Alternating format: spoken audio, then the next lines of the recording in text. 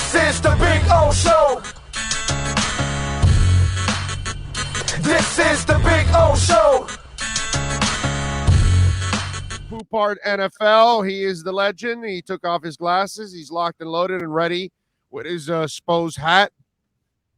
You agree you can't teach nastiness on blocking? Either you have it, either you're a son of a bitch or you're not on the line. Correct? Right? You're a dog, or you're not. And yeah, let's appreciate Mike Gesicki for what he is, which is a great receiving tight end, who will go up and make the tough catch and absorb the big hit, which has happened a couple of times the last couple of years. You're looking for a good inline blocker to help out in the running game. That ain't your guy. So, coming off that conversation we just had with the listeners, I don't know what they're going to do. I don't know how to react. One guy's already freaking out, but, he doesn't, when you look at the logic of it, he doesn't fit what they really want to do. So they will get a compensatory pick if he signs a big deal somewhere, which I'm sure he's going to sign a big deal somewhere. But what are your thoughts? What do you think? Do they hang on for 1 year just to kind of test it out because they don't have enough weapons? Or do they say, no, we can go find another weapon, we'll be fine, and we'll take the compensatory pick? How do you think this ends? No, they have a lot of options here. And the idea with the compensatory pick, it also applies with the overall. The formula is so complicated. It's like I looked at on the NFL operations manual, and it's like it's not clearly defined. It's basically, it's so complex how it works out. And there's also It's crazy. There's also a net gain. The formula you're saying how they give it to you. Yes. Correct. And it's also like a net gain. So if they wind up signing 7 free agents and they lose Gesicki, they're not getting anything for Gesicki. So but here are a couple of options. As they could tell you, he's not expensive on the tag if you want to keep him for 1 more year. As you mentioned, if you want to buy yourself another year to see if Hunter Long actually was the dude you thought he was when you picked him in the third round. Mind you, or you experiment with him as a big ass receiver. Let's be honest. You and I, we're old enough, dude. Montana's receiver, tight end, wasn't a blocker at all, dude. He was Mike Gesicki. Actually, I know it's high praise for Gesicki for me to compare him to Jones, right? I think was his name, right? Brent Jones, right? So Jones was a phenomenal receiver, not known as a blocker at all. It was kind of, so if you're going to run a West Coast style of offense in a way, you can find a role for Gesicki, right? No, you can again, but here's the thing: is how many tight ends are we going to have on the roster again? Are we going to keep Hunter Long in mothballs again this year?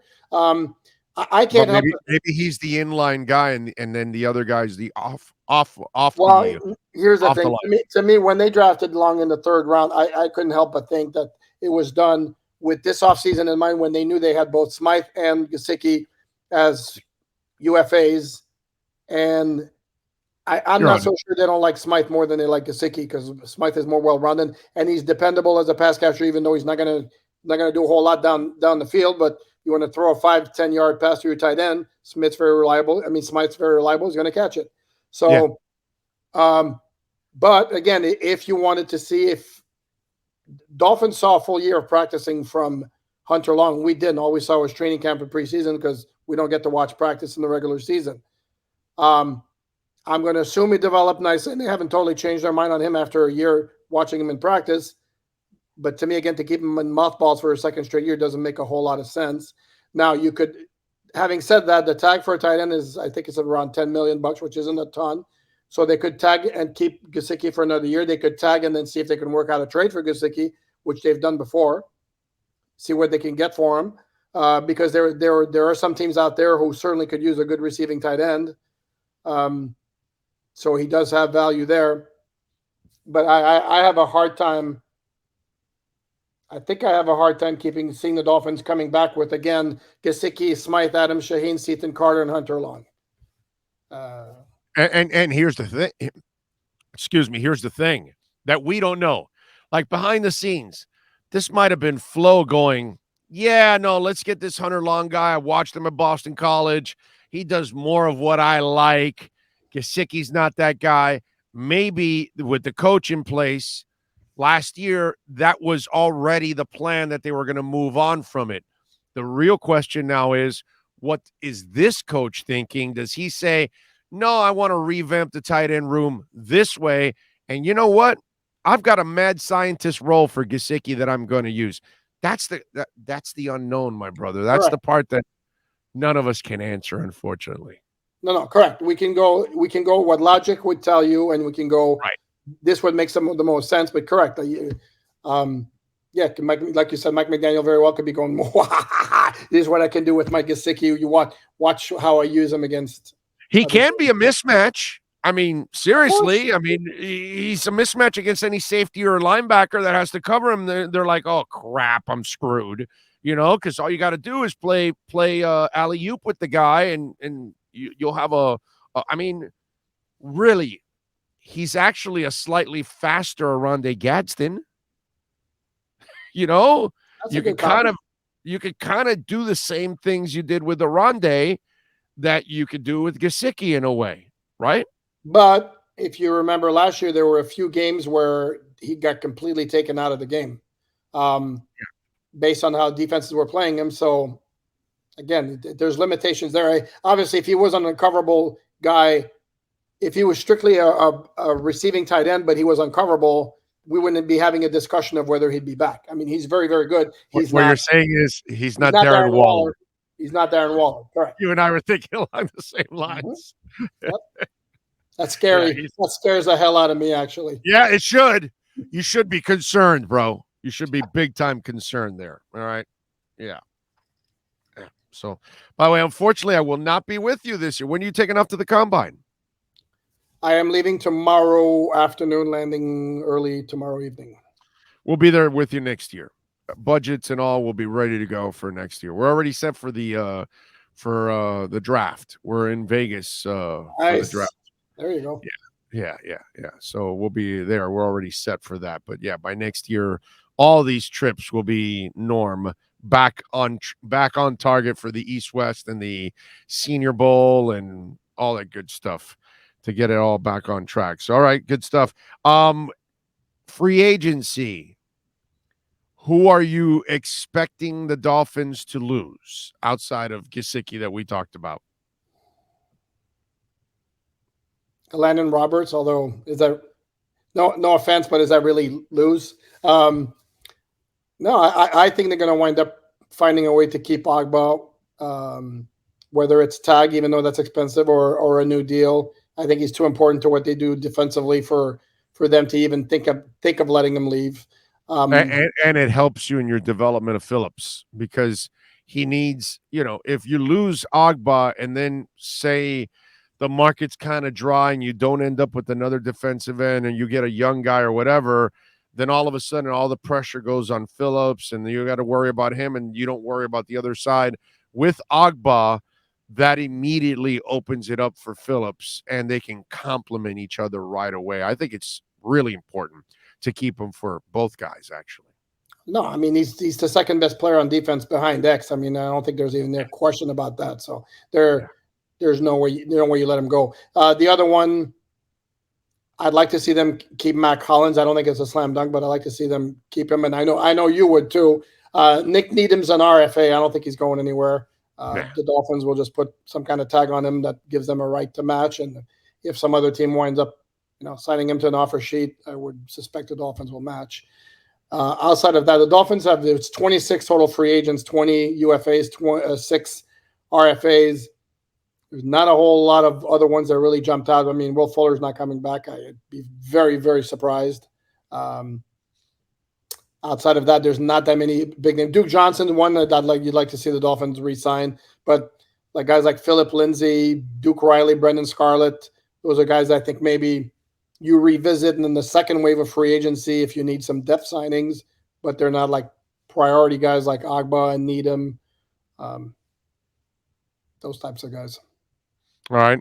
Middle linebacker, since you're headed to the combine, Dolphin fans, what middle linebacker should they be looking at here in the first couple of rounds? Is there somebody? Is there a thumper out there that can go sideline to sidelines?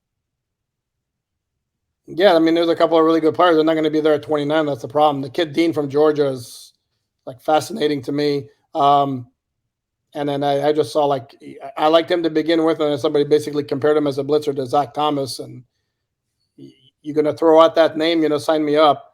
Devin Lloyd, the guy from Utah, is another one. He's one. I for some reason my man crushes in the drafts the last few years have been like those do it all linebackers, off the ball do it all linebackers, like Isaiah Simmons 2 years ago. Absolutely loved him. Zaven Collins last year from Tulsa Dolphins. I'd like for them to get one of those guys. Devin Lloyd's going to go way before 29. He's another guy I really like. I haven't really dived into everybody else who's out there, to be honest with you. So I can give you more names than that. Those are two guys who jump out. Unfortunately, again, where they pick at 29, then it becomes a little bit more dicey in terms of getting a real quick impact kind of guy. All right. I mean, the site throws out a bunch of stuff that usually is, they're just fishing. But are you believing any of the reports of Sean Payton and Brady? Well, I'm like you. It's one of those like it doesn't matter now because it's after the fact. I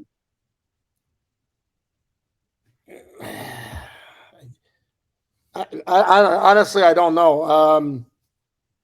I know listening to you before I came on, I know you were poo-pooing all the Deshaun Watson talk throughout the year. That was it didn't materialize. That does not mean it was not happening behind the scenes. Oh no! Yeah, I'm sure. Okay, I'm sure Flores is the driving force of it. Yeah, there's no doubt. Stephen Ross loved Deshaun Watson. Big O, you gotta accept that. Stephen Ross loved Deshaun Watson.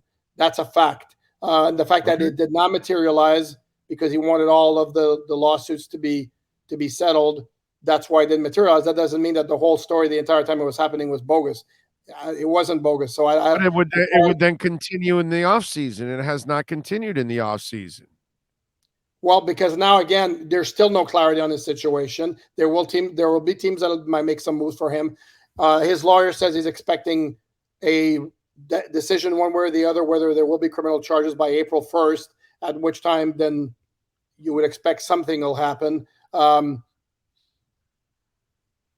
So, and again, if you know Stephen Ross, you know that if somebody gets in his ear at the right moment and tells him the right things, he's going to go with it.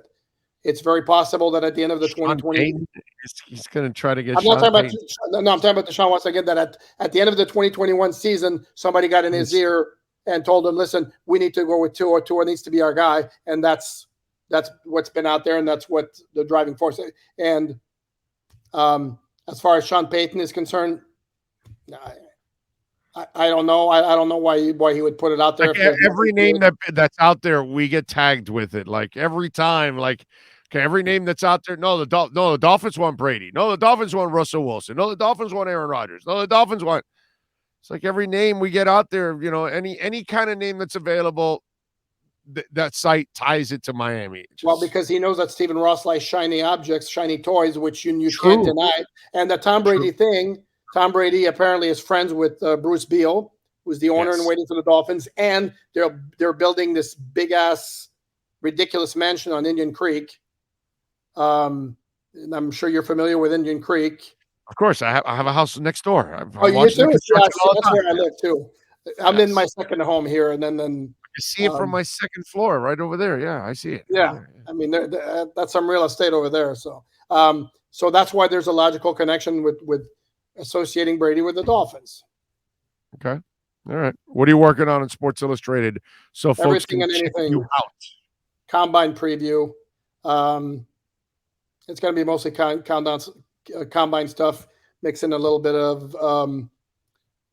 free agency as well, and whatever news breaks, we will be all over it, analyzing it, breaking it down.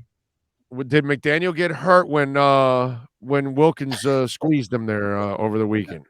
We'll see him at the combine, so we'll find out. I think he survived it. I mean, Wilkins got to realize at some point, dude, chill.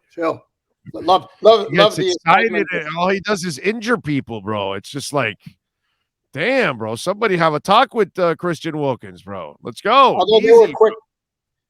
I don't remember who it was. I think it was Preston Williams who told me he was very quick to shoot down the notion that it was Wilkins who hurt him when he suffered his foot injury when he scored a touchdown in Arizona in 2020.